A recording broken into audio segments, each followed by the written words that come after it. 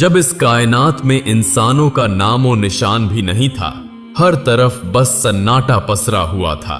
न कोई आवाज गूंजती थी, न कोई हरकत नजर आती थी, न कोई जानवर था, न कोई परिंदा, बस खामोशी का आलम। तभी एक दिन अल्लाह रब्बुल आलमीन ने अपने तमाम फरिश्तों को पुकारा और फरमाया, ऐ मेरे फरिश्तों, मेरे अर्श ए अज़म के करीब इकट्ठा हो जाओ। अल्लाह का हुक्म मिलते ही अनगिनत फरिश्ते रोशनी की लकीरों की तरह चमकते हुए एक जगह जमा हो गए। सब अदब से खड़े हो गए, निगाहें झुकी हुई। फिर अल्लाह ताला ने इरशाद फरमाया, मैं जमीन पर अपना एक नुमाइंदा भेजना चाहता हूं। यह सुनकर फरिश्तों के बीच हलचल सी मच गई। उनके चेहरों पर हैरानी उभर आई, दिलों में सवाल उठने लगे। उन्होंने बड़े अदब से अर्ज किया, ऐ हमारे परवरदिगार, क्या आप ऐसी मखलूक को जमीन पर उतारना चाहते हैं जो वहां फसाद फैलाएगी, खून खराबा करेगी, जबकि हम तो हर लम्हा आपकी तस्बीह और इबादत में मशगूल रहते हैं। फिर नई मखलूक की क्या जरूरत है? फरिश्तों की ताज्जुब भरी बात सुनकर अल्लाह रब्बुल आलमीन ने फरमाया, ऐ फरिश्तों, मैं वो जानता हूं जो तुम नहीं जानते। कौन मेरी इबादत करेगा, कौन नाफरमानी करेगा, इसका इल्म सिर्फ मेरे पास है। मैंने तुमसे मशवरा नहीं मांगा, बस तुम्हें अपनी मर्जी बता रहा हूं। यह कलाम सुनकर फरिश्तों के दिल कांप उठे। उन्होंने अपनी गुस्ताखी महसूस की और फौरन तौबा करते हुए सजदे में गिर पड़े। सबने माफी मांगी और अल्लाह ने उनकी तौबा कबूल कर ली। इसके बाद अल्लाह ताला ने अपने 4 अजीम फरिश्तों हजरत जिब्राइल, हजरत मीकाइल, हजरत इसराफील और हजरत अजराइल अलैहिस्सलाम को बुलाया। 4 फरिश्ते अदब से हाजिर हो गए। सबसे पहले अल्लाह ने जिब्राइल अलैहिस्सलाम को हुक्म दिया, ऐ जिब्राइल, जमीन पर जाओ और वहां से एक मुट्ठी मिट्टी लेकर आओ जिससे मैं अपना खलीफा पैदा करूंगा। जिब्राइल अलैहिस्सलाम जमीन पर उतरे और मिट्टी उठाने लगे तो मिट्टी दर्द से रोने लगी। उसने गिड़गिड़ाकर कहा, ऐ जिब्राइल, मुझे कहां ले जा रहे हो? जिब्राइल अलैहिस्सलाम ने फरमाया, मैं तुम्हें अल्लाह के पास ले जा रहा हूं। वहीं से एक ऐसी मखलूक पैदा होगी जो जमीन पर उनका नुमाइंदा बनेगी। यह सुनकर मिट्टी और जोर जोर से रोने लगी। बोली, मुझे मत ले जाइए। मुझसे जो इंसान पैदा होंगे वो अल्लाह की नाफरमानी करेंगे। जब अल्लाह का अजाब उतरेगा तो मैं भी तो उसमें शामिल होंगी। उसके गजब को सहने की ताकत मुझ में नहीं है। मेरी तरफ से अल्लाह से माफी मांग लेना। मिट्टी की यह दर्द भरी फरियाद सुनकर जिब्राइल अलैहिस्सलाम का दिल पसीज गया और वो खाली हाथ लौट आए। उन्होंने जाकर पूरी बात अल्लाह के सामने बयान कर दी। फिर अल्लाह ने मीकाइल अलैहिस्सलाम को भेजा। वो भी जमीन पर उतरे, मगर मिट्टी ने वही दर्द दोहराया और मीकाइल अलैहिस्सलाम भी खाली हाथ लौट आए। तीसरी बार इसराफील अलैहिस्सलाम को भेजा गया, मगर मिट्टी की पुकार सुनकर उनका दिल भी भर आया और वो भी मिट्टी उठाए बिना लौट आए। अब तक तीनों फरिश्ते खाली हाथ वापस आ चुके थे। आखिरकार अल्लाह रब्बुल आलमीन ने अजराइल अलैहिस्सलाम को भेजा। जब अजराइल अलैहिस्सलाम जमीन पर पहुंचे तो मिट्टी ने फिर वही इल्तिजा की, मुझे छोड़ दीजिए, अमुनीस से थी। मगर अजराइल अलैहिस्सलाम ने फरमाया, ऐ मिट्टी, इस बार तुम्हारी बात नहीं मान सकता। मुझे मेरे रब का हुक्म मिला है और मैं उसके हुक्म की खिलाफ वर्जी कभी नहीं करूंगा। यह कहकर उन्होंने मिट्टी उठाई और अल्लाह की बारगाह में हाजिर हो गए। अल्लाह ताला ने अजराइल अलैहिस्सलाम की फरमानबरदारी से खुश होकर फरमाया, ए अजराइल, चूंकि तुमने मेरा हुक्म पूरा किया है, मैं तुम्हें इंसानों की रूहें कब्ज करने की जिम्मेदारी देता हूं। अजराइल अलैहिस्सलाम ने अर्ज किया, ए रब, जब मैं लोगों की रूह लूंगा तो उनके घर वाले मुझसे नफरत करेंगे। अल्लाह ने फरमाया, तुम फिक्र मत करो, मैं हर मौत के लिए अलग अलग सबब बना दूंगा। कभी बीमारी, कभी हादसा, कभी बुढ़ापा। लोग तुम्हें इल्जाम नहीं देंगे। यह सुनकर अजराइल अलैहिस्सलाम मुतमिन हो गए। फरिश्तों ने अल्लाह के हुक्म से उस मिट्टी को मक्का शरीफ के करीब एक पहाड़ी पर रख दिया। बारिश की बूंदें पड़ती रहीं, धूप उसे सुखाती रही और यूं कई साल गुजर गए। आखिरकार अल्लाह की कुदरत से उसी मिट्टी से हजरत आदम अलैहिस्सलाम का पुतला तैयार हो गया। फिर अल्लाह ने हुक्म दिया कि इस जिस्म को जन्नत में ले जाया जाए। फरिश्तों ने आदम अलैहिस्सलाम का जिस्म उठाकर जन्नत पहुंचा दिया, जहां वो रूह के बिना लंबे अरसे तक पड़ा रहा। इसी दौरान फरिश्ते अक्सर उस जिस्म को देखकर कहते, यही होगा अल्लाह का नुमाइंदा। पम पाम तुस पाम पाम कुस्का थी, मगर फरिश्तों का सरदार आजाजील, जो अभी शैतान नहीं बना था, हर बार ताने कसता, मजाक उड़ाता। कोई फरिश्ता उसे कुछ कहने की हिम्मत नहीं करता था। एक दिन अल्लाह ने फिर अपने चारों अजीम फरिश्तों को बुलाया और फरमाया, ए फरिश्तों, अर्श ए अजम पर जाओ और आदम की रूह लेकर आओ। चारों फरिश्ते रवाना हुए और कीमती जवाहरात से सजे प्याले में रूह लेकर वापस आए। जन्नत में नूर फैल गया। तमाम फरिश्ते खुशी से झूम उठे, मगर आजाजील के दिल में घमंड की चिंगारी सुलगने लगी। फिर अल्लाह का हुक्म हुआ, ए आदम, रूह तेरे जिस्म में दाखिल हो जाए। और उसी लम्हे रूह आदम के जिस्म में दाखिल कर दी गई। उनके अंगों में जान दौड़ गई, आंखें खुली, हाथ पांव हिले और वो जिंदा होकर उठकर बैठ गए। उनकी पहली आवाज थी, अल्हम्दुलिल्लाह। अल्लाह रब्बुल आलमीन इस कलाम से बहुत खुश हुए। आदम अलैहिस्सलाम ने अपनी जिंदगी की पहली नेमत मिलने पर 2 रकात नमाज अदा की और अल्लाह ताला के सामने शुक्र अदा किया। नमाज पूरी हुई तो फरिश्ते एक खूबसूरत तख्त लेकर आए, जिसे हीरे, जवाहरात और चमकते सोने चांदी से सजाया गया था। अल्लाह के हुक्म से आदम अलैहिस्सलाम को उस तख्त पर बैठा दिया गया। चारों तरफ फरिश्ते अदब, इज्जत और मोहब्बत से झुके खड़े थे। फिर अल्लाह ताला ने इरशाद फरमाया, ऐ मेरे फरिश्तों, आदम को इज्जत दो और उन्हें सजदा करो।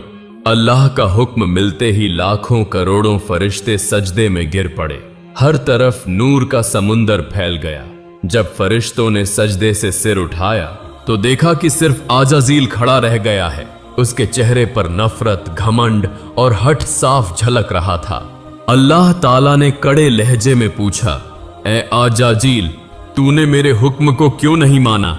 आजाजील ने घमंड से भरी आवाज में जवाब दिया, आपने आदम को मिट्टी से पैदा किया और मुझे आग से बनाया। आग की फितरत ऊपर उठने की है, जबकि मिट्टी नीचे झुकती है। तो अगर किसी को सजदा करना चाहिए था तो आदम को मुझे करना चाहिए, न कि मुझे उन्हें। उसकी ये बात अल्लाह रब्बुल आलमीन के गजब को भड़का गई। अल्लाह ने फरमाया, ए नाफरमान, मेरी बारगाह से निकल जा। तूने मेरे हुक्म की तौहीन की है। तू लानत का हकदार है और हमेशा के लिए धिक्कारे हुए लोगों में शामिल कर दिया गया। उस लम्हे से जो फरिश्तों का सरदार था, वो गिरकर इब्लीस और शैतान कहलाया। जन्नत से निकाले जाने पर शैतान रोने लगा और बोला, ए अल्लाह, मैंने इतने अरसे तक तेरी इबादत की है, तेरे बंदों को सिखाया है, तेरी राह में खिदमत की है। आज भी मैं तेरी रहमत का तलबगार हूं, मेरी एक दुआ कबूल कर ले। अल्लाह ताला ने फरमाया, क्या चाहता है तू? शैतान बोला, ए मालिक, मुझे कयामत तक की जिंदगी दे दीजिए। अल्लाह ने इरशाद फरमाया, तुझे कयामत तक की मोहलत दे दी गई। फिर शैतान ने कहा, मुझे यह ताकत भी दे दीजिए कि आदम की औलाद के जिस्मों में दौड़ सकूं, उनकी नसों में पहुंच सकूं। अल्लाह ने फरमाया, यह ताकत भी तुझे दी जाती है, मगर याद रख, तू मेरे बंदों को गुमराह कर सकता है, उन्हें फुसला सकता है, लेकिन जो मेरा सच्चा बंदा तौबा करेगा, मैं उसके सारे गुनाह माफ कर दूंगा और मेरे खास बंदों पर तुम्हारी चाल कभी कामयाब नहीं होगी। शैतान को लानत देकर जन्नत से निकाल दिया गया। इसके बाद अल्लाह के हुक्म से आदम अलैहिस्सलाम का तख्त जन्नतुल फिरदौस में ले जाया गया। उन्हें पूरी आजादी दी गई कि जन्नत की नेमतों का लुत्फ उठाएं, खाएं, पिएं, घूमें, आराम करें। लेकिन आदम अलैहिस्सलाम के दिल में एक अजब सा खालीपन था। वो अकेले बैठकर इबादत में मशगूल रहते। उनके चेहरे पर उदासी साफ दिखाई देती।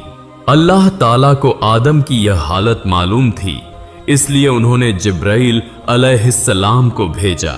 जिब्राइल उनके पास आए और मुस्कुराकर पूछा, ए आदम, जन्नत तुम्हें कैसी लग रही है? आदम अलैहिस्सलाम ने कहा, जन्नत बहुत खूबसूरत है, चारों तरफ सुकून, नेमतें, नूर, सब कुछ है, लेकिन दिल में एक अजीब सी कमी महसूस होती है जिसे मैं समझ नहीं पा रहा। जिब्राइल ने कहा, ए आदम, मैं समझता हूं, अल्लाह ने मुझे इसी मकसद से भेजा है, जल्द ही तुम्हारी यह कमी पूरी कर दी जाएगी। यह कहकर जिब्राइल वापस लौट गए।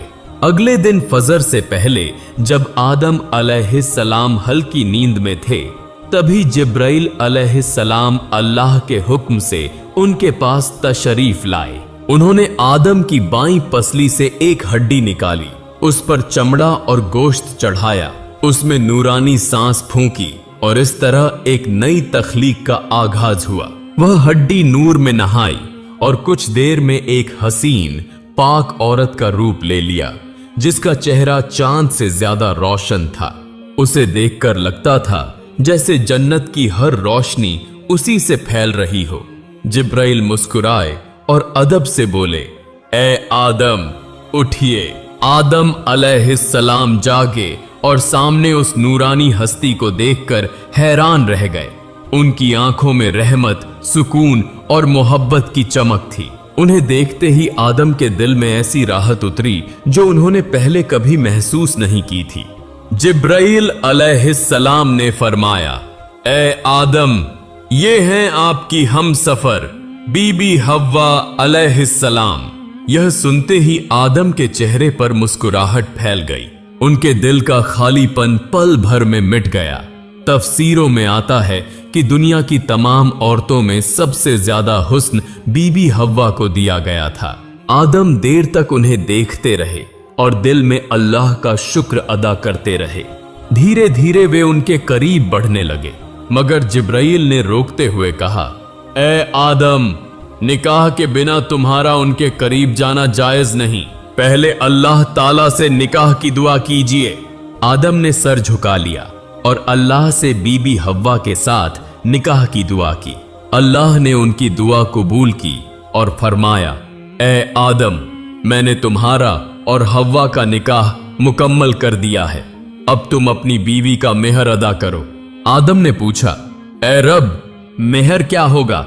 अल्लाह ने फरमाया, मेहर यह है कि तुम मेरे प्यारे हबीब हजरत मोहम्मद सल्लल्लाहु अलैहि वसल्लम पर कुछ मर्तबा दरूद भेजो।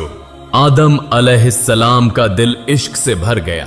उन्होंने पूरा ध्यान लगाकर हुजूर सल्लल्लाहु अलैहि वसल्लम पर दरूद भेजा और उसी के साथ इंसानियत का पहला निकाह पूरा हुआ।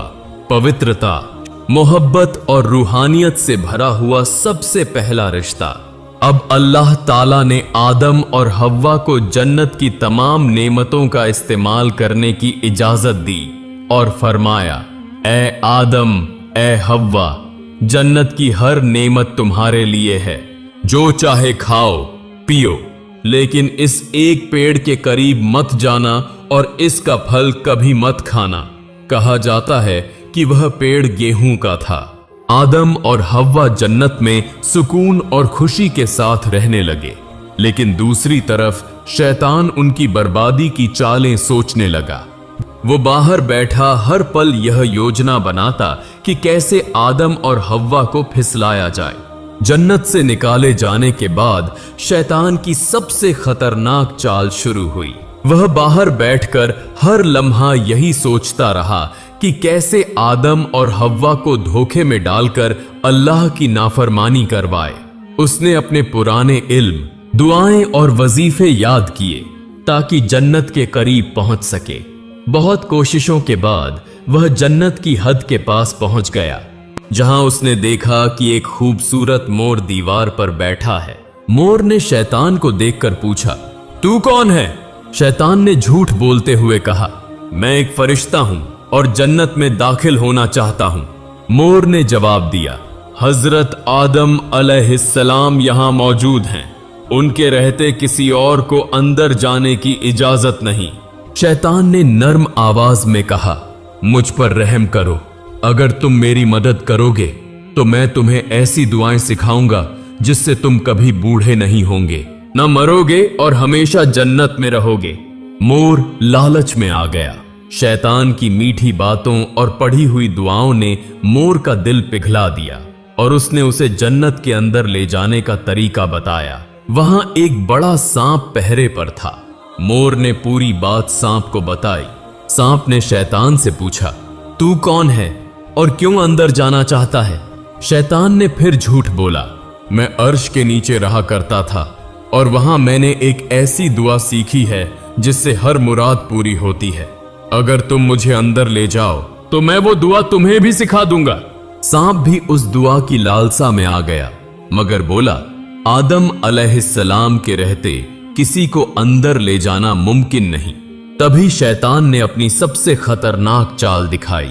उसने कहा, अगर तुम चाहो तो मैं तुम्हारे मुंह के अंदर चला जाऊंगा। इस तरह हम दोनों जन्नत में भी पहुंच जाएंगे और कोई हमें देख भी नहीं पाएगा।